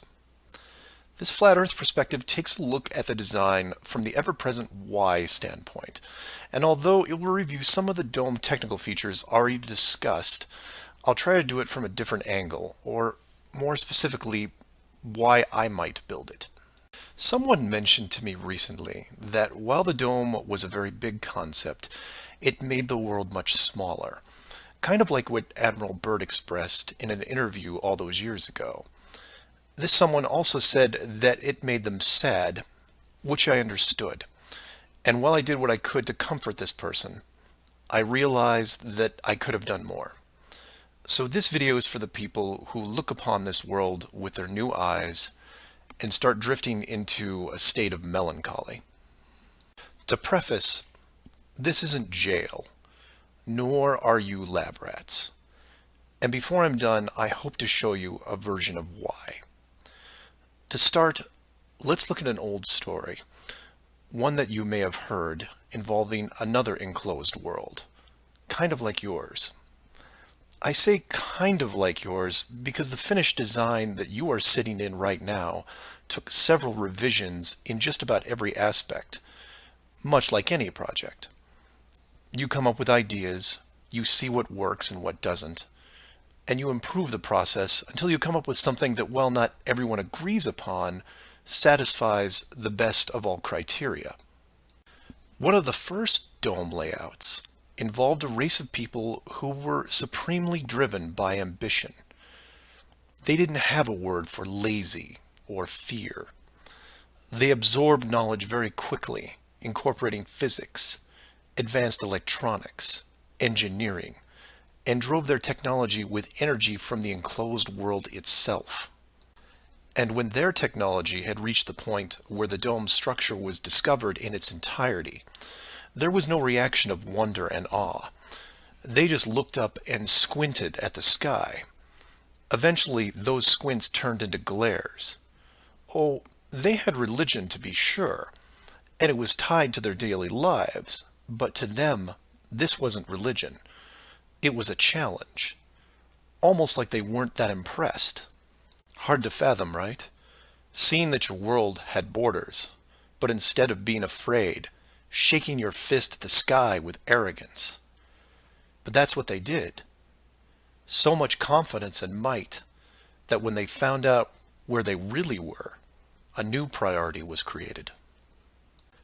At first, they dedicated broadcast channels to calling the dome builders out, demanding answers, and ran them day and night. At the end of each cycle, the words kept repeating, "We know." But arrogance ebbs at patience, and their demands were met with silence, which was taken as blatant dismissal. This fueled their ambition even more. The people withdrew all their efforts from breaching the outer barrier and formed a new plan. If the creators were not going to submit, then they would build a bridge and meet them at the gates. So a building was designed. But to call it a building was to call the pyramids a sand castle. It was the greatest structure ever conceived, at least to them. It was to be over 30 miles wide and hundreds of miles high, enough to reach the dome ceiling itself, where they would meet the builders face to face. They abandoned nature completely and pushed aside ecologic systems to accomplish their goal. They cannibalized entire mountain ranges, which they used to admire and love, to acquire the raw material for the awesome structure. The work crews built with flawless precision, and it was obvious that it was going to succeed. A bridge to the edge of the sky itself. The work would only pause long enough for the mighty armies below to look up and yell, "We come for you," so loudly that on a clear day you could actually feel the dome shake. And the creators, faced with their first great challenge, decided to start again. And the people were changed, their language fragmented so that the builders couldn't continue. The tower was dismantled, their technology removed and forgotten, and the people scattered. A new group was introduced to the dome, divided in every way imaginable, so that unity was next to impossible, and everything slowed down. Languages evolved and devolved into other dialects, and the languages produced text, which produced different forms of culture, and some amazing things began to happen, the most important of which was the arts. The dome builders saw the artistic pool develop into several distinct forms. Everything drawn in any medium on a flat surface. Everything molded that took on a three-dimensional shape. Everything that produced music. All things that make up the human form and motion. And all the written works. Pictures, sculptures, music, dance, literature, the arts. Driven by passion, it is the very essence of what is good in humanity. Once this was recognized, all dome methods put in place were to cultivate and enhance this process. Land masses were adjusted with geology and temperature to support every kind of terrain, with mountains, rivers, oceans, plains, forests, jungles, deserts, all of it stunning, all of it stimulating the human mind, nourishing it. And the modifications continued, with seemingly endless shades of weather. The sky was overhauled, a moon added, and layers upon layers upon layers of stars, so that one day, when the people were able to see further than their own eyes, there would still be something new to see. And the arts flourished, but there was a cost. The languages and division of cultures had put the population at odds, and wars were raging at regular intervals. The dome builders debated if the price was too high. Plans were drawn up to make more changes, until they noticed that the arts thrived even through the worst of conflicts, producing grace and beauty despite their burning world. It was wonderful and terrible at the same time, and the debate outside the barrier continued to intensify until a majority spoke out and said, "This world is a creative force, and we must see what it leads to. The barrier must be hidden at all costs." So the globe model was put into the population, and both science and religion adapted to it. The arts grabbed onto it like a new drug, the creative minds of the world exploding with new concepts.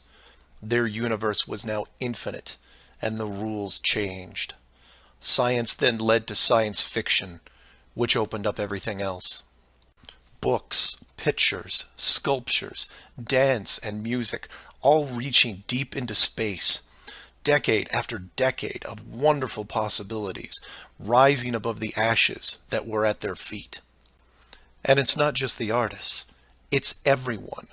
You affect others, who affect others, who inspire others, who build it, paint it, sculpt it, sing it, who then put it up on a pedestal and hold it under the light and say, "This is a piece of who we are."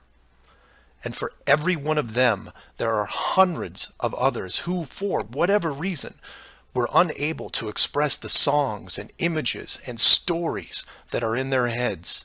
Imagination is far more important than knowledge because it is limitless. It is your shield, your sword against the cruelty of destructive forces. There are those right now who live in chaos, whose life is surrounded by a swirling nightmare from which they think they'll never escape. These are the true warriors of the world, and they are far braver than me. I am humbled by those who suffer the most. Know that mountains were built for you.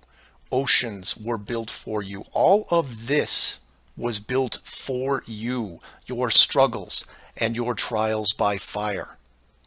It may be today, it may be tomorrow, but one day the curtain will close and this stage will be struck. And when the dust settles, no matter where you are right now, you'll see the big picture and have new eyes, and you will be shown what wonder really is. And as you leave this most magnificent of theaters, heading towards the next, my hope is that you'll pause, look back at the stage and say, "I was actually in it, right there in the thick of things, and it was a sight to see." Because it really is a hell of a ride. Imagine what the next one will be like. Earth Clues Part 9, The Magic Show. This is part of a series of clues that can help you get your head around both the design of the flat Earth system we live in and who has been involved in the deception to hide it from you. This flat Earth perspective initially started out as a problem-solving exercise that was going to be built into Clue 7, otherwise known as the Long Haul. But after some research and a little patience, it has evolved into something that warranted its own section, and is a perfect example of good things come to those who wait. So emails and phone calls have been coming in, almost all of them positive. Several people from around the world commented on the southern plane routes. They said that while 95% of the long routes in that hemisphere were connections, which in itself raises red flags, there were a few pesky non-stops that seemed to contradict the overall logic. The question then posed to me was obviously, are they real flights? Could they be put there to throw the Flat Earth group off? If it was a trick, could I figure out what it was and how it was accomplished? I accepted the challenge and started my impression of Morgan Freeman as he went up against the Four Horsemen magician crew. Now, admittedly, I was skeptical to start, because the flights went against the third rule, that being the flat Earth has no shortcuts. Only a globe has shortcuts. As in magic, I had to assume the rule was not being broken, but only hidden, or having the illusion of being broken. But first, I had to see the trick itself. I had to see the planes in question, and see them make the route. Anyone can list a flight, but does it actually go from point A to point B? With the help of several other people, this was then put to the test. While just about everyone with a cell phone knows about GPS and how it can track things, many people don't know that even though it's a system built by the military, there is a very public aspect to it. So while your phone is tracked at all times, so are other things, most notably all air traffic. Now, if you're military, you could view military planes. If you work at a cargo carrier like UPS or FedEx, you can view transport planes. The general public is mostly limited to commercial air traffic. This can be viewed in several places, and the one I chose was planefinder.net.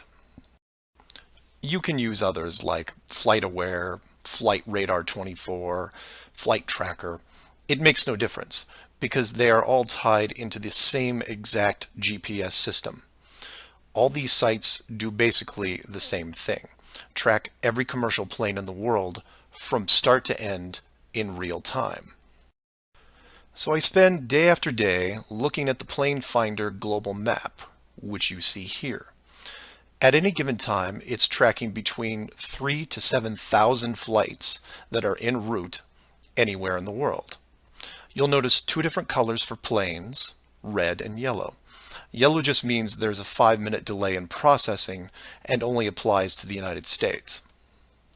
The point here is, in order to prove out these flights that go against flat Earth theory, I need to watch a few as they cross either the South Pacific or Indian Oceans. The web page updates automatically, but just to be sure, I close and reopen the page every 30 minutes or so and wait for an ocean plane. And I wait, and I wait, and I wait some more. Hours pass, days pass, and no red planes to entertain me. And somewhere in this process of me just staring at these empty oceans, waiting for a plane to cross, something occurs to me. Can you guess what it is? Nothing is crossing these oceans.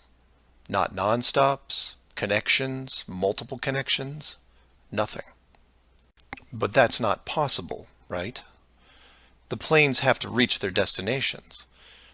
So I change gears and just watch the coastlines of anything in the southern hemisphere, and I start to see it. I follow a simple plane out of Brazil on its way to South Africa, which, by the way, is not part of the long-haul argument. It's offshore just a few hundred miles. I get something to drink, and when I come back, it's gone. Just a glitch, right? So I follow another, and another, and the same thing happens again and again. Once the plane reaches an imaginary line in the water, GPS makes it disappear. Then a friend who is also working on this problem sends me some links, which I've included in the description. I encourage you to take a look at them. At first, they don't seem like much, just an average flight log showing speed, altitude, locations, things you could expect.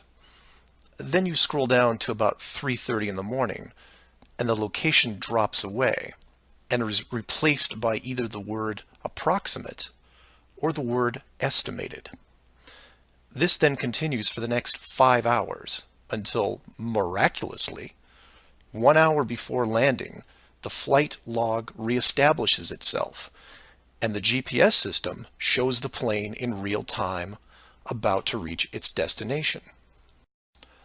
So to be clear to those who may not be seeing everything here, The flights are being dropped off GPS, and their flight data is also turned off and stays off until they are almost on top of their arrival point.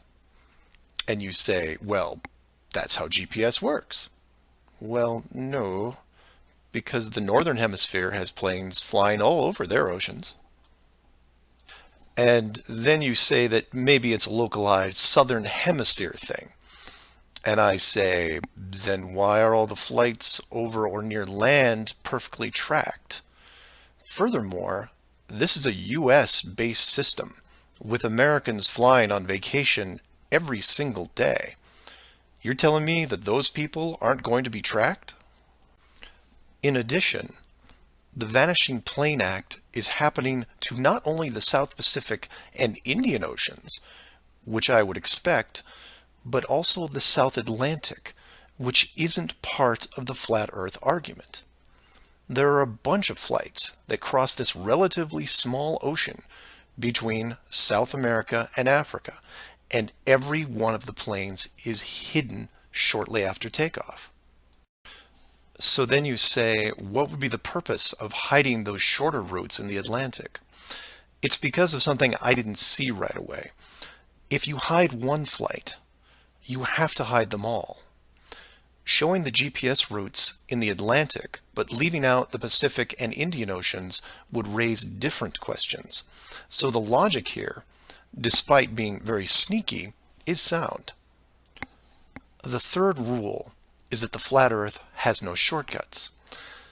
If you look at the azimuthal equidistant map again, and look close, you notice that while the South Pacific, South Atlantic, and Indian Oceans make up the lower sections on a globe, they make up the outer ring on a flat model.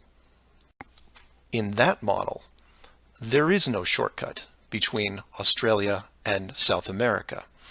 If you are creating flight routes, you have only two choices. You take the long way around, clockwise or counterclockwise, and stay on the ocean. Or you cut across the land in the middle. But if you cut across the land, you have to create connections, because on a globe, it wouldn't make sense to fly over the top of the United States to get to South America. Neither of these choices are ideal. So the authority came up with a compromise. Disable GPS and lose the planes for every ocean flight in the Southern Hemisphere. Then reactivate them once the destination is reached. This is just one of the lengths that they are willing to use to keep you from seeing it. Don't just hide some things, hide everything, so that maybe the topic isn't addressed. And some would come back and say, well, nice going. You just pointed out a flaw in their system, and sooner or later, they will fix the gap. Maybe. But not soon, I think. Remember, this is a rule, not a guideline. They can't change the map, so they have to work within its limitations. If they have a better workaround, I can't wait to see it. So do your own research and ask questions. Oh, by the way, welcome to the Flat Earth, and enjoy your flight. Flat Earth Clues Part 10, Hiding God. This is part of a series of clues that can help you get your head around both the design of the flat Earth system we live in and who has been involved in the deception to hide it from you. As you can tell from the title, I'm taking a different approach. Eventually, I was going to have to address the question of what happens next, or what we do now with the information at hand. If you've made it through the guide and the first 9 clues, then at this point you're either buying into the flat model or on the fence. If this is the first one you went to because of the title, I recommend you go back, because we're not going to do much in the way of reviewing.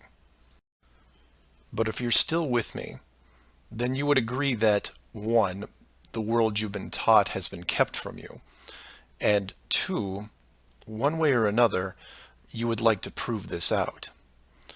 So how is this possible? The authority in question who created what you call the globe is guarding all the gates.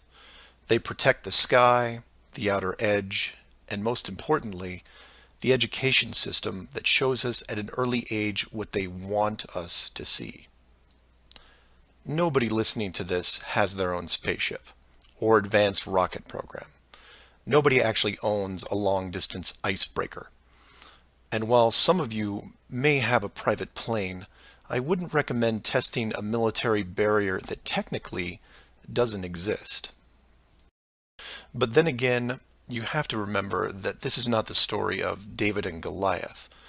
The hidden world was never going to be sustainable forever.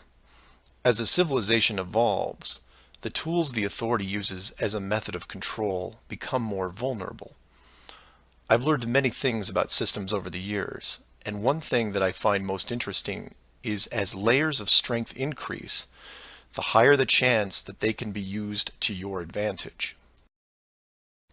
But maybe I'm talking in riddles. I should be boiling it down to what can be done by showing you what's being hidden, what's important, and how it can be spread to others without looking like a crazy person. To be clear, and I can't stress this enough, do not start conversations with the word flat earth. Think of it like Fight Club. The first rule of Flat Club is that you do not talk about Flat Club. Before you started waking up and watching all these things, you were like me. You laughed and mocked everything that was flat earth. You may have learned faster than others, but the knee-jerk reaction by 99% of the people was created the day they sat down in a classroom and stared at the globe. Look at the videos, not just mine, but others who are putting forward some great arguments, and ask the questions that people can relate to. I'm going to introduce 3 very important questions that you can use, each with a statement that precedes it, and each statement is a motivation for a different group of people.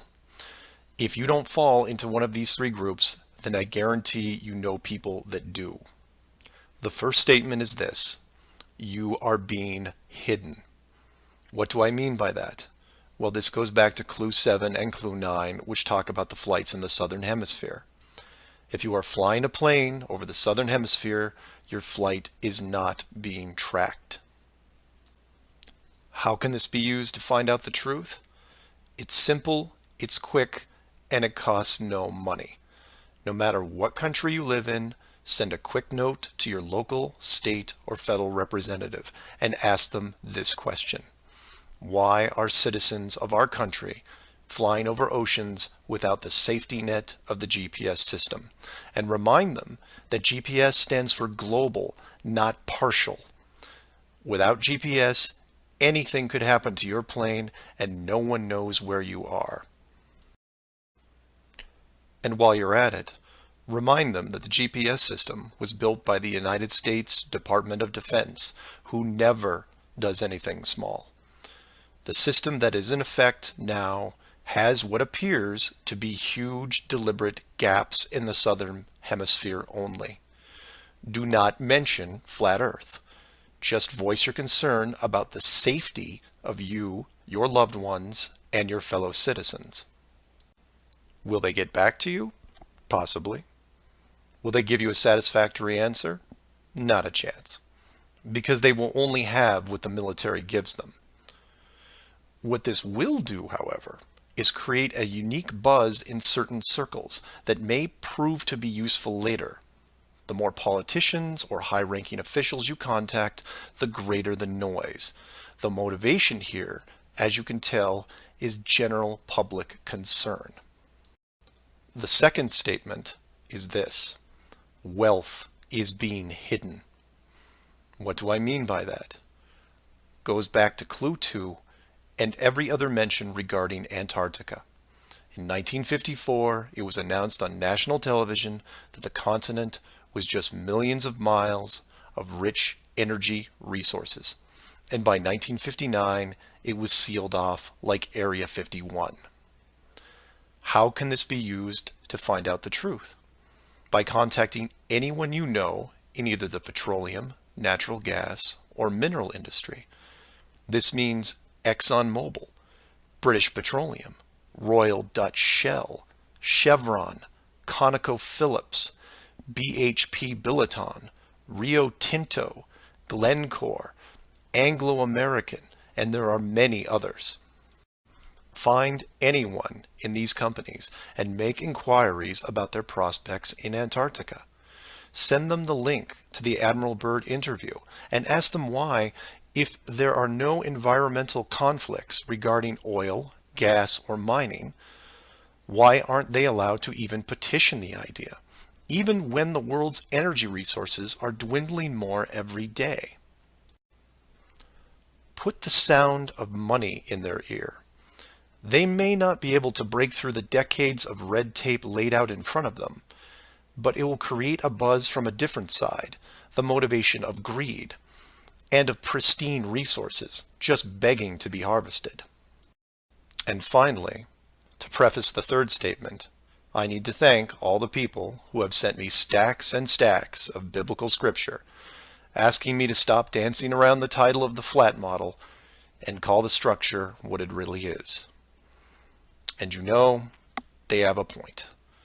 I have put myself at a distance because I want to reach people who are outside of religious faith and even outside of general conspiracies.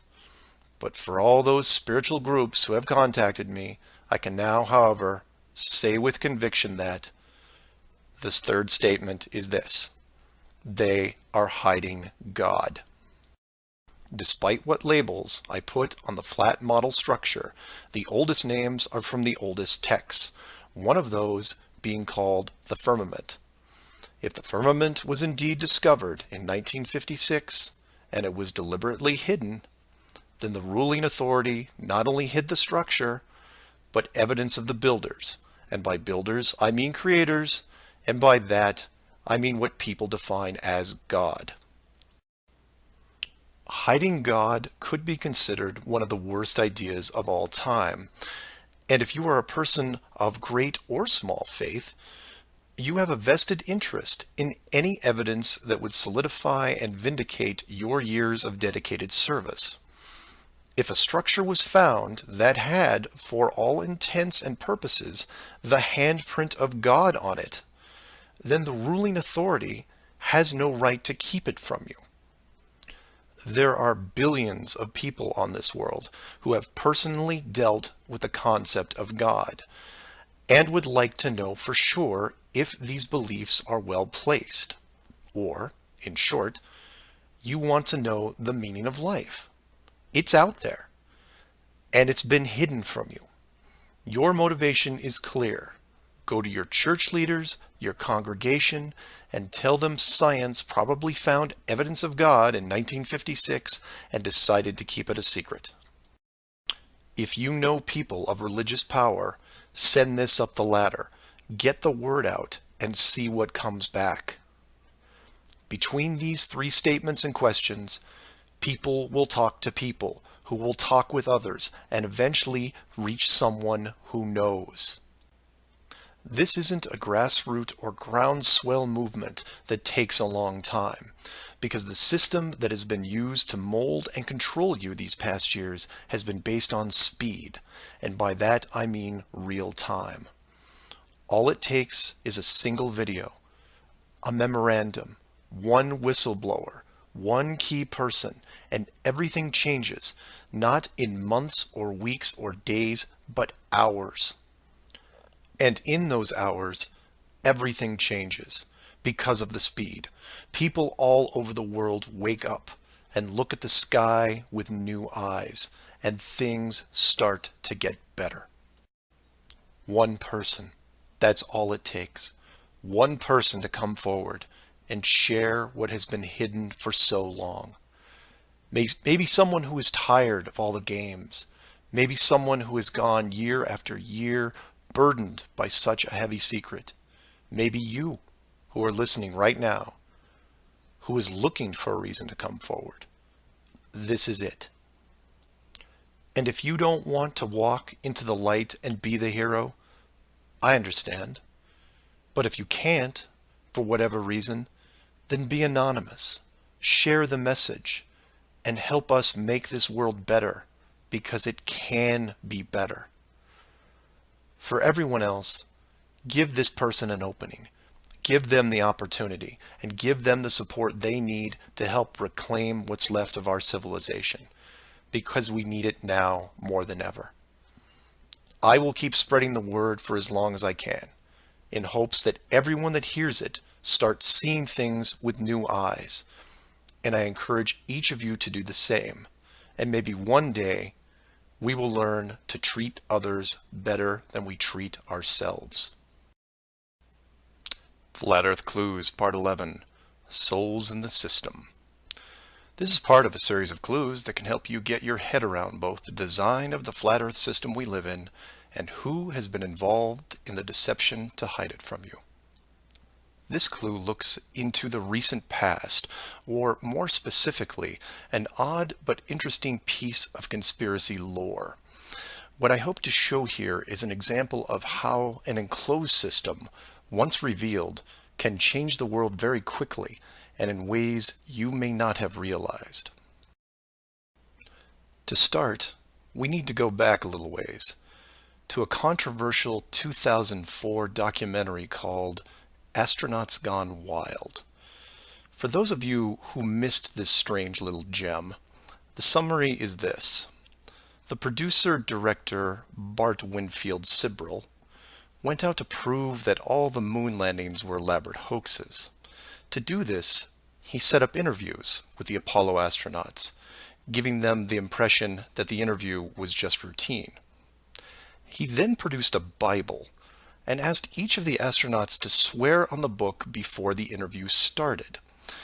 The interview was then supposed to be a series of detailed technical questions designed to trip up the astronauts. During the process, there was quite a bit of tension and some very uncomfortable moments, including one actual fist fight. Now, I'm not recommending that anyone actually go out and watch this hour-long documentary. For me, the astronauts have had to live with this guilt a long time, and leaving them alone seems like the humane thing to do. What interested me, and moreover what piqued my interest then, wasn't the unoriginal questions the reporter posed, but how the astronauts reacted to the Bible itself.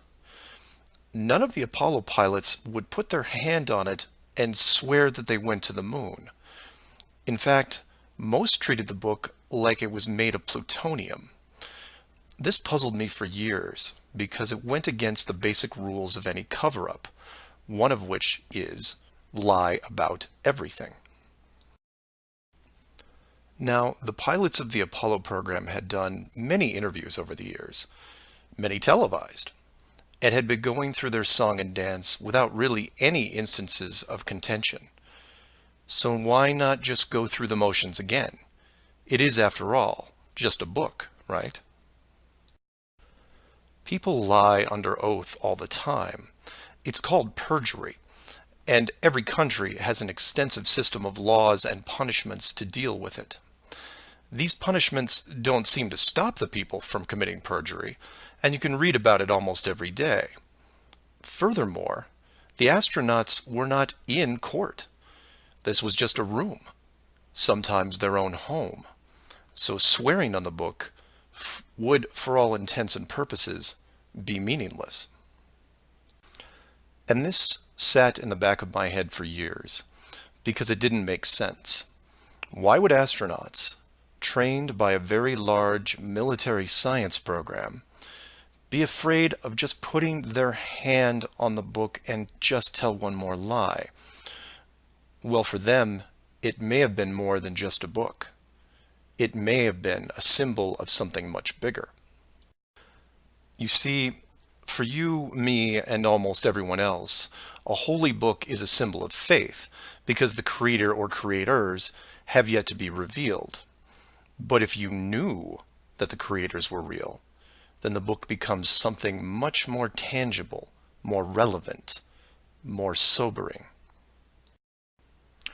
Or more to the point, the Apollo astronauts would have been let in on the enclosed system during their tenure with NASA, and over the decades, this system created certain truths for these men. one of which is someone could be watching.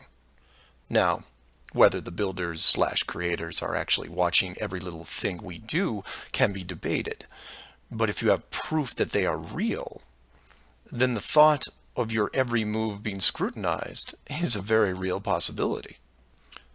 This is what you and I may suspect, but don't feel. The Apollo pilots, however, are a different story. If they were shown how the world really looked, then their attitude towards the book takes on a whole new meaning. In fact, it didn't have to even be a Bible. It could have been an encyclopedia or a piece of wood, because it was the idea that made them pause. And if you're still not getting it, then I'll ask you directly.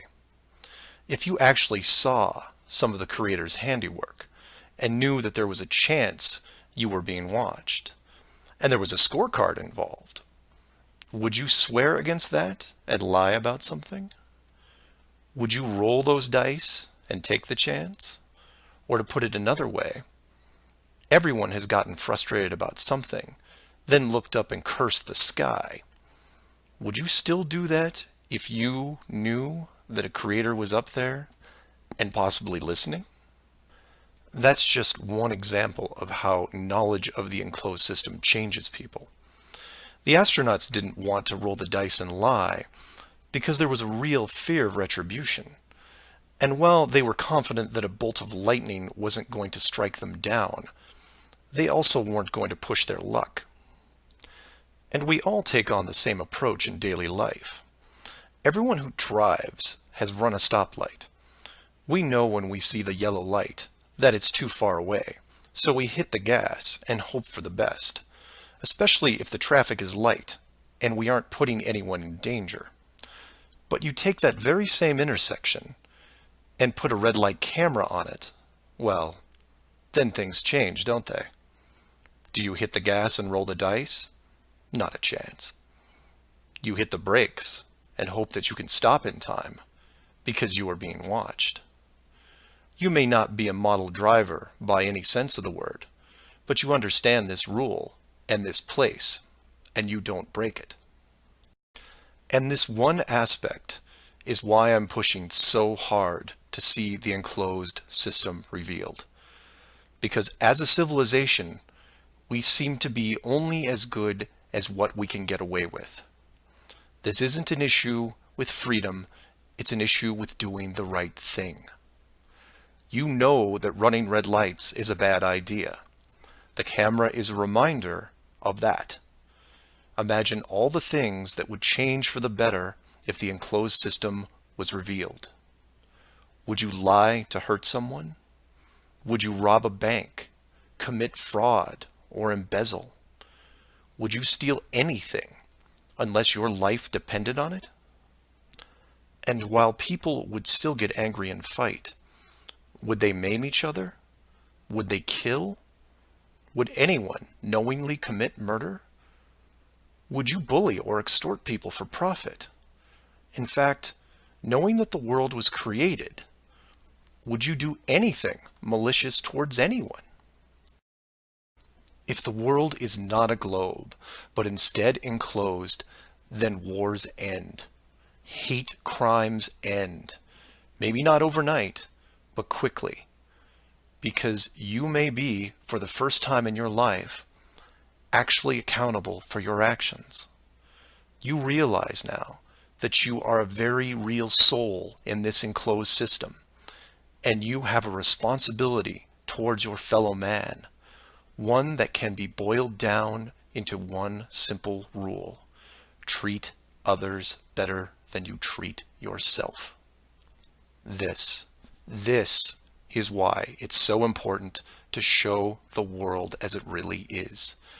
This is why I am asking the authority itself to open the door and let this secret come through. You've kept this hidden for too long, and the people who live here with you have been through enough. This isn't about money or power anymore. It's about our very souls, the essence of who we are. Wealth and titles don't define your heart.